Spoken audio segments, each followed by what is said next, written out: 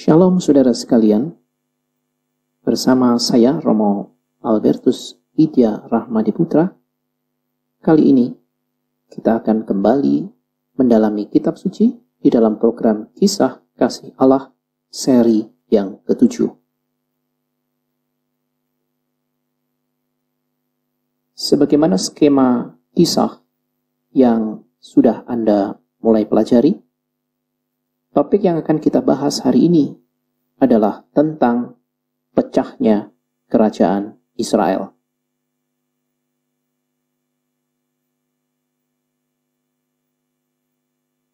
Silakan persiapkan kitab suci Anda. Bacaan yang akan kita pakai adalah dari kitab pertama Raja-Raja bab 11 sampai dengan bab 22, serta kitab kedua Raja-Raja.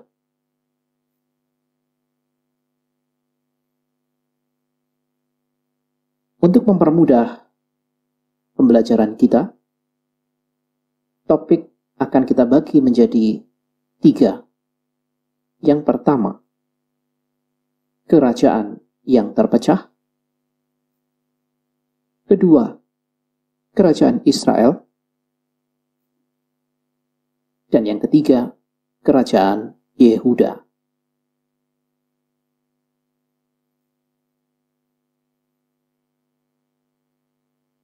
Mari kita mulai dengan topik yang pertama tentang kerajaan terpecah. Seperti kita tahu, Salomo meninggalkan kerajaan besar kepada para penerusnya. Kerajaan Israel yang mencakup 12 suku-suku Israel. Akan tetapi, sepeninggal Salomo, kerajaan ini terpecah menjadi 2. Mari kita lihat animasi singkat ini untuk memperjelas mengapa kerajaan peninggalan Salomo ini pada saatnya nanti terpecah menjadi 2.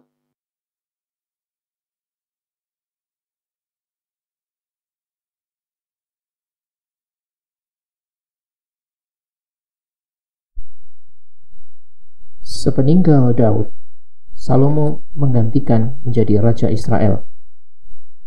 Ia mohon kebijaksanaan kepada Tuhan, dan Tuhan pun memberikan kebijaksanaan kepada Salomo. Bukan hanya itu, juga kekayaan. Salomo menjadi orang paling bijaksana dan paling kaya pada masanya. Sayang, tak selamanya Salomo begitu. Ia mulai berpaling dari Tuhan dan melayani dewa-dewa asing. Itu ketika Salomo melihat pembangunan tembok kotanya. Dia berjumpa dengan Yerobeam yang tangkas dan dijadikanlah mandornya. Karena beratnya pekerjaan, Yerobeam pun tak tahan dan bahkan menjadi musuh Salomo. Inilah cara Tuhan nanti untuk memilih Yerobeam menjadi penggantinya. Suatu ketika dalam perjalanan keluar kota Yerusalem, dia berjumpa dengan Ahia yang mencapik kain baru di tangannya menjadi 12 bagian.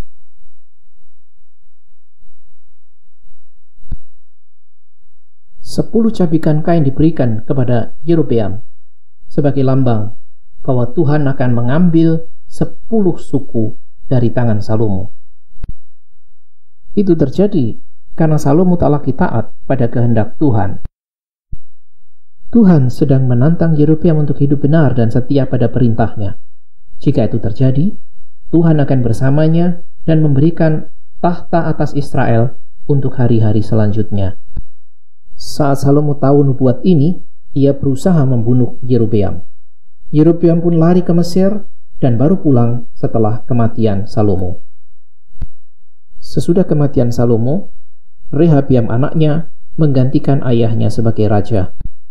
Yerobeam dan orang-orang Israel pun datang kepada raja baru sambil mengatakan, "Ayahmu telah mempekerjakan kami dengan berat. Sekarang buatlah lebih mudah bagi kami. Kami akan melayani engkau jika itu engkau lakukan." Orang-orang Israel sungguh berharap bahwa Rehabiam akan meringankan beban pekerjaan mereka. Raja Rehabiam meminta mereka kembali lagi 3 hari untuk mendapatkan jawabannya. Rehabeam lalu meminta pertimbangan kepada para penasihat Salomo ayahnya. Mereka mengatakan bahwa rakyat akan melayani raja seperti raja menjadi pelayan mereka. Mereka akan bekerja dengan baik kalau raja juga berbicara dan menjawab mereka dengan baik. Rehabeam tak mendengarkan nasihat ini. Ia ganti berpaling kepada teman-temannya sendiri dan meminta saran mereka. Teman-temannya lalu berkata, "Katakan kepada rakyat bahwa kelingkingku lebih besar daripada pinggang ayahku. Ayahku telah membuat kalian bekerja berat, maka aku akan meminta kalian bekerja lebih berat lagi." 3 hari kemudian, Yerobeam dan orang-orang Israel datang kembali. Raja Rehabeam memperlakukan mereka dengan kasar dan mengatakan persis seperti saran teman-temannya. Raja berpikir bahwa keputusannya akan membuat dirinya lebih kaya. Tetapi Tuhan menjadikan peristiwa ini untuk memecah kerajaan Israel. Orang-orang Israel pun menolak Rehabeam sebagai raja mereka. Rehabeam masih berpikir bahwa ia bisa memaksa orang Israel untuk melayaninya. Maka ia mengirim Adoram, mandornya, untuk berbicara dengan orang-orang Israel.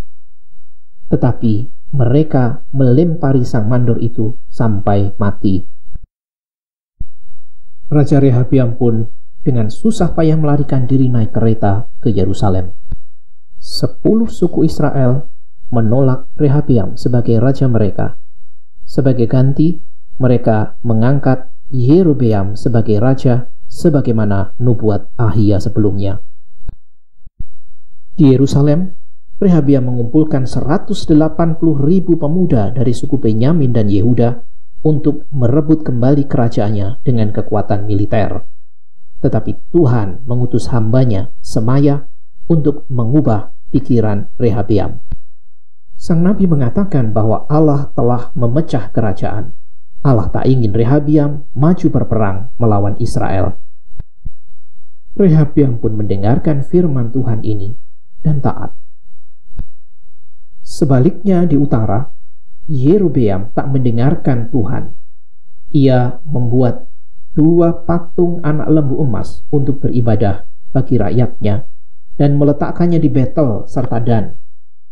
Mereka tidak taat pada Tuhan dan menyembah patung anak lembu emas. Begitulah, secara ringkas, kita bisa mengingat kembali bagaimana kerajaan peninggalan Salomo pelan-pelan mengalami kemunduran. Pertanyaan besar bagi kita adalah, apa yang akhirnya nanti menjadi penyebab perpecahan kerajaan besar ini? Dari kitab pertama Raja-Raja bab 11, ayat 11 dan 33, penyebab perpecahan ini tidak lain adalah ketidaksetiaan Raja Salomo pada perjanjian dan ketetapan Tuhan. 2 hal besar yang membuat Allah akhirnya membuat kerajaan ini terpecah. Yang pertama, karena Salomo meninggalkan Tuhan. Ia mulai menyembah dewa-dewi bangsa asing, Asitoret, Kamos, Milkom, yang semua adalah dewa-dewi dari bangsa asing. Ia pun bahkan mendirikan bukit pengorbanan bagi ritual dewa-dewi asing ini. Hal yang kedua,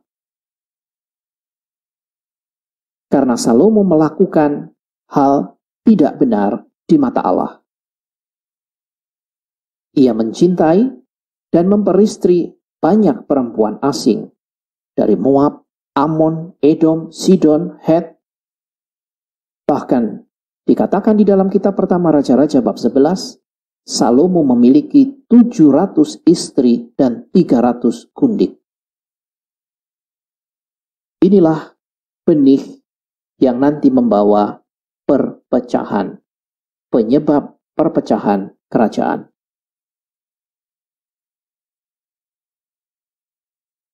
Maka, ketika kerajaan itu sungguh terpecah, wilayah kerajaan menjadi dua, di utara dan di selatan. Kerajaan utara nanti disebut sebagai kerajaan Israel dengan 10 suku, dan kerajaan di selatan disebut kerajaan Yehuda dengan 2 suku.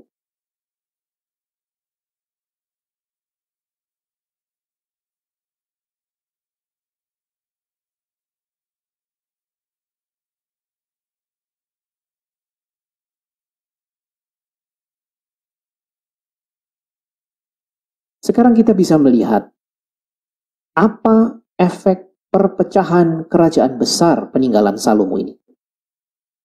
Yang pertama, sekarang muncul 2 kerajaan kecil, yaitu Israel dan Yehuda.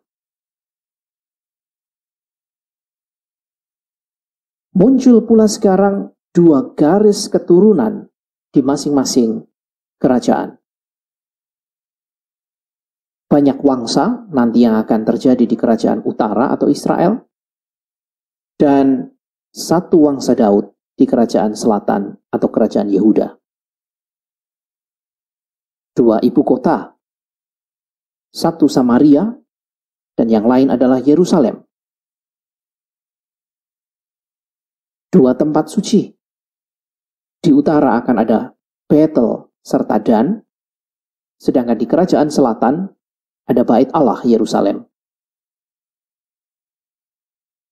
Demikian juga akan muncul 2 garis imamat.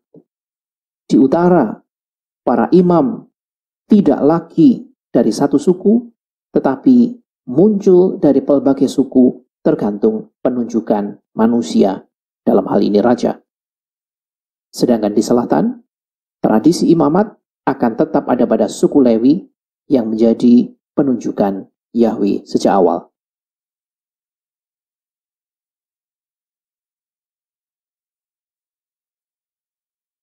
Setelah kita melihat bagian kisah yang pertama, kita mencoba sekarang melihat bagian kedua dari topik kita, yaitu kerajaan Israel.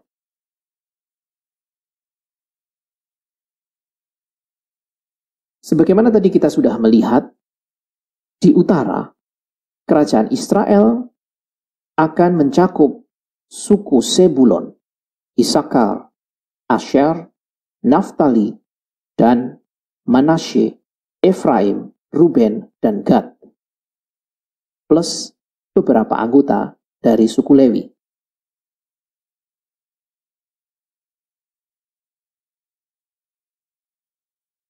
Dalam kisaran waktu yang amat panjang, silsilah Raja Israel silih berganti diisi dengan pribadi-pribadi yang tampaknya selalu jauh dari Tuhan. Anda bisa melihat, saya memberi warna merah pada nama-nama, misalnya Yerobeam yang pertama, yang kemudian diteruskan oleh Nadab sebagai raja, Baesa, Ela, Simri, Tibni,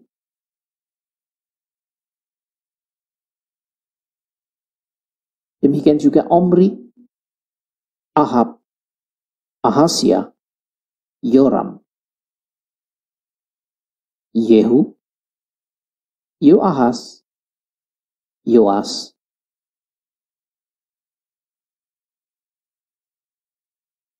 Yerobeam kedua, Sakaria, Salum, Menahem, Pekahya, Pekah, dan terakhir Hosea. Nama-nama ini saya beri warna merah karena pribadi raja ini adalah pribadi-pribadi yang di dalam masa pemerintahan tampaknya selalu jauh dari Tuhan.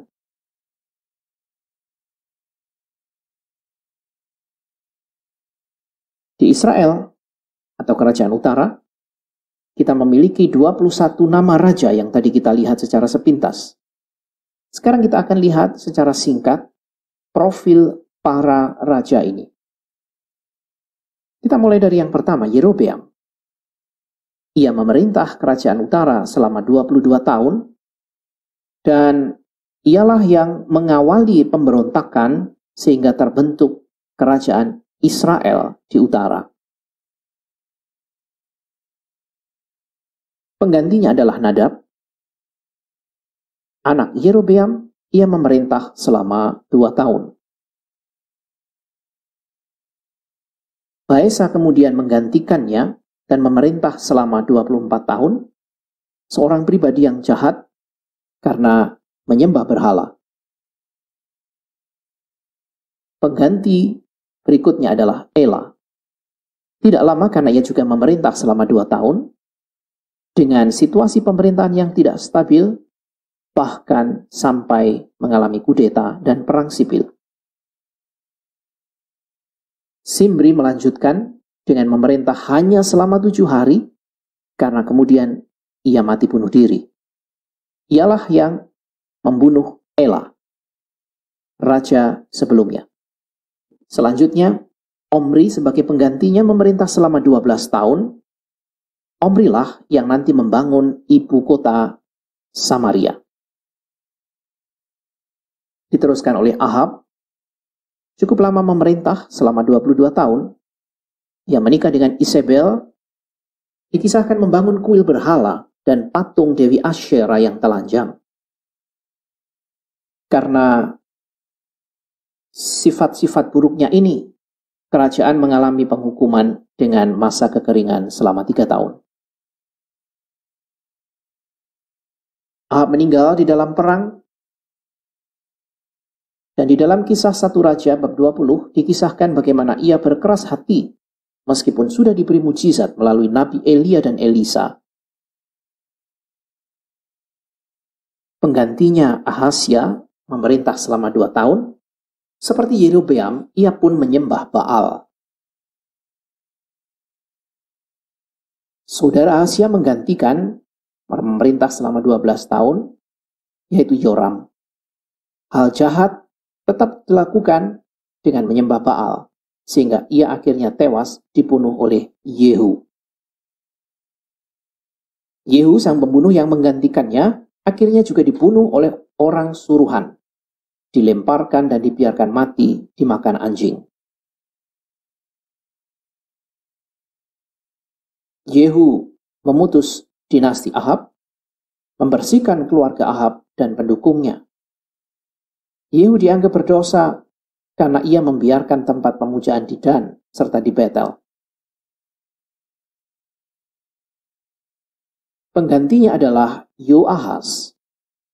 Sama seperti para pendahulunya, kembali ia berbuat jahat. Kerajaan utara akhirnya ditindas oleh orang-orang Aram. Anak Yoahaz, Yoas, menggantikannya sebagai raja dan memerintah selama 16 tahun. Ia pernah meminta nasihat Elia, tapi tidak menuruti semua nasihatnya. Yoas dianggap jahat karena ia tidak sepenuhnya taat kepada Allah. Ia pun kembali merebut kota-kota Israel. Yerobeam yang kedua adalah raja dengan masa pemerintahan panjang dan mengalami situasi kemakmuran. Sekalipun demikian, ia dianggap jahat karena masih menyembah dewa Baal. Ia memerintah selama 41 tahun. Penggantinya adalah Sakaria, pribadi yang lemah, karena ia pun tetap mengikuti penyembahan Baal. 6 bulan lamanya ia memerintah. Kejatuhan Sakaria adalah sebuah nubuat keluarga Yehu yang tidak sepenuhnya setia kepada Allah. Ia mati dibunuh oleh Salum. Salum, penggantinya, hanya memerintah selama 1 bulan karena ia pun akhirnya dibunuh oleh Menahem di Samaria. Penggantinya, Menahem melakukan kejahatan yang sama terhadap Allah. Ia memerintah selama 10 tahun, menghindari ancaman Asyur dengan memberi upeti yang ditarik dari uang rakyatnya. Selanjutnya Pekahya, anak Menahem, hanya bertakhta selama 2 tahun, seperti para pendahulu yang lain. Ia pun jahat, dan akhirnya dibunuh oleh Pekah, sang ajudan sendiri. Pekah dikenal juga sebagai raja jahat. Ia menghadapi persenggolan dan pemberontakan Asyur yang dipimpin oleh Hosea. Masa pemerintahannya cukup lama, 20 tahun. Hosea. Ia pun dianggap sebagai raja jahat, dan di tangan Hosea, kerajaan Israel mengalami kekalahan atas Asyur. Hosea memerintah selama 9 tahun.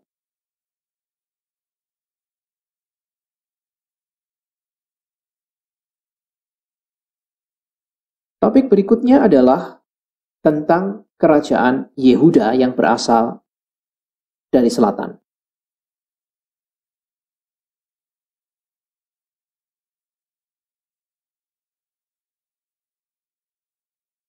Kalau di utara ada 10 suku, maka di selatan hanya ada 2 suku, yaitu suku Yehuda dan Benyamin.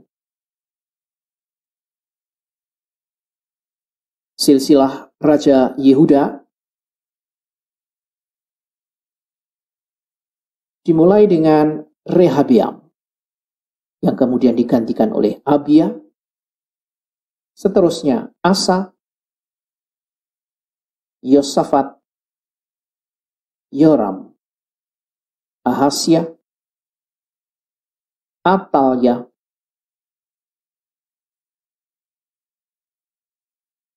kemudian digantikan oleh Yoas, dilanjutkan Amasya, Usia, Yotam, Ahaz, Hizkia, Manasye,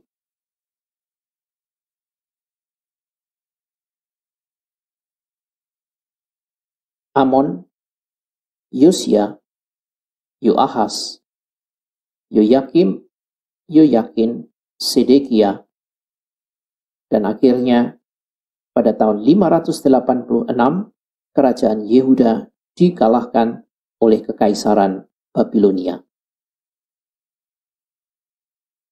Mari sekarang kita melihat juga 18 raja Yehuda ini secara singkat. Yang pertama Rehabeam. Di dalam masa pemerintahannya, Yehuda akhirnya jatuh juga di dalam penyembahan berhala. Ia sempat mengalami peperangan dengan Mesir dan kerajaan Israel. Penggantinya adalah Abiam. Ia hanya menjabat selama 3 tahun. Abiam digantikan oleh Asa yang memerintah selama 40 tahun. Sebagaimana Daud, raja ini berkenan di mata Allah. Ia bahkan menghancurkan praktek-praktek pelacuran suci. Ia membangun 5 kota, dan akhirnya sekalipun demikian ia dianggap tetap berdosa karena tidak menghancurkan semua bukit penyembahan dewa-dewi asing. Ia digantikan oleh Yosafat. Yosafat pun melakukan hal baik di mata Allah. Di masa pemerintahannya, masih ada beberapa tempat penyembahan berhala, tetapi di dalam masa pemerintahan yang panjang 25 tahun, Yehuda cukup makmur. Penggantinya adalah Yoram. Ia menikah dengan anak Raja Ahab, namun sayangnya kerajaan kembali jatuh di dalam penyembahan berhala. Ada kesepakatan dengan kerajaan Israel untuk melawan orang Aram. Ahasya menggantikannya. Karena pengaruh Atalya, Ahasya membawa rakyat menyembah berhala. Ahazia nanti dibunuh oleh Yehu. Jenazahnya dikubur bersama dengan nenek moyangnya. Pengganti Ahazia adalah Yoas. Ia memerintah selama 47 tahun dan berhubungan baik dengan para imam. Ia pun memperbaiki bait suci. Dalam kurun waktu 25 tahun masa pemerintahannya, Yehuda mengalami cukup makmur. Penggantinya adalah Amasya, seorang raja yang dianggap baik karena tetap setia kepada Allah. Ialah yang mengalahkan bangsa Edom. Namun, ia masih gagal menyingkirkan bukit penyembahan berhala di pelosok negerinya. Ia mati terbunuh saat melarikan diri ke Lakis. Usia atau Asarya menggantikannya, dan sepanjang pemerintahan kerajaan utara, masa pemerintahannya setara, makmur dan berhasil, namun jatuh di dalam kesombongan. Asarya ini juga mengambil alih upacara kurban di bait suci, sakit kusta, dan meninggalkan kota Yerusalem untuk selanjutnya digantikan oleh Yotam anaknya. Manasye menjadi raja berikutnya. Ia dikenal sebagai raja yang jahat karena mempersembahkan anaknya sebagai kurban bakaran, menyesatkan rakyat untuk berbuat jahat. Masa pemerintahannya cukup lama, selama 45 tahun. Penggantinya adalah Amon. Kejahatan dilakukan juga oleh raja ini. Ia mengalami kematian karena pembunuhan yang dilakukan oleh pegawainya sendiri.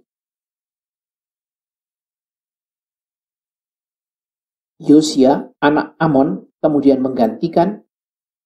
Yosia adalah raja yang baik, melakukan hal benar di hadapan Allah, seperti moyang yang dimiliki. Ia mengadakan pembaharuan dan memperbaiki bait Allah. Penggantinya adalah Yoahaz. Pada masanya, Yehuda dikepung Mesir. Ia menyerah dan diasingkan ke Mesir sampai meninggal. Penggantinya adalah saudara tiri Elyakin.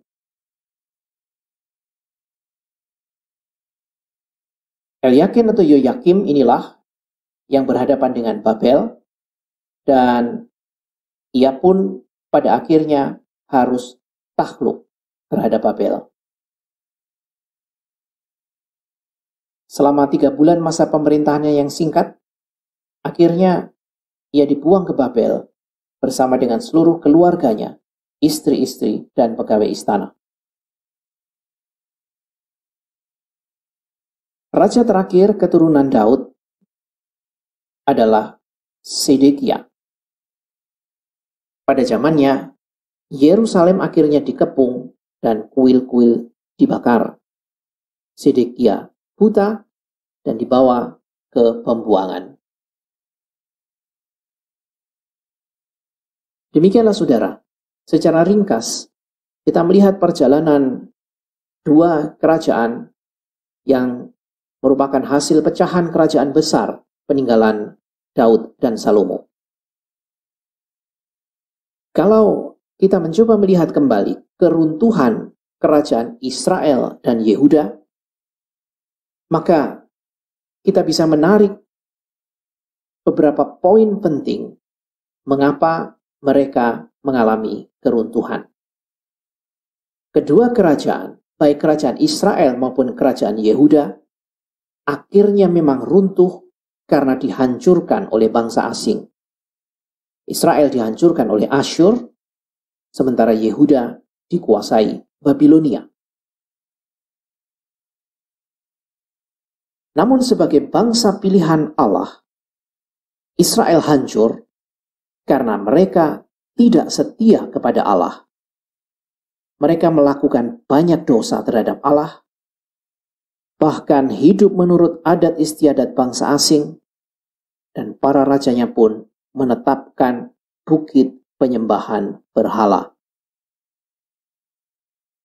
Sedangkan para raja Yehuda di selatan mengalami juga situasi-situasi yang buruk, sekalipun ada beberapa raja baik seperti Asa, Amasya, Hizkia, atau Yosia. Mereka mengadakan reformasi moral dan kultus. Sekalipun demikian, reformasi tidak bertahan lama karena Yehuda kembali kepada penyembahan berhala ketika anak-anak mereka ganti memerintah.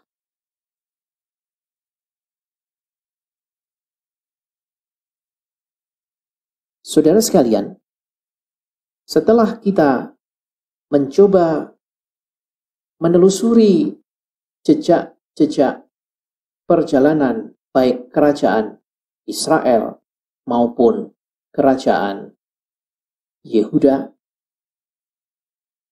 kita sampai kepada satu poin penting sebagai pembaca kisah itu di zaman sekarang. Maka bercermin pada kisah yang bisa kita baca di dalam kitab Raja-Raja ini, mari kita menegaskan makna bagi hidup kita sebagai orang beriman.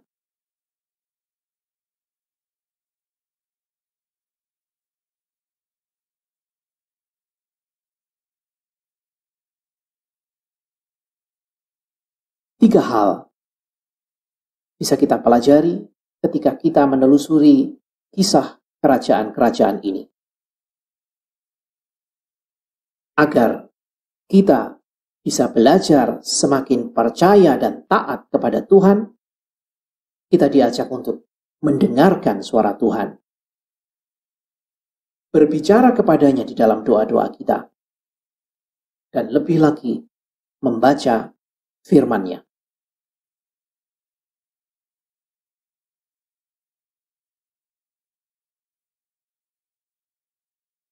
Terima kasih. Tuhan memberkati Anda sekalian.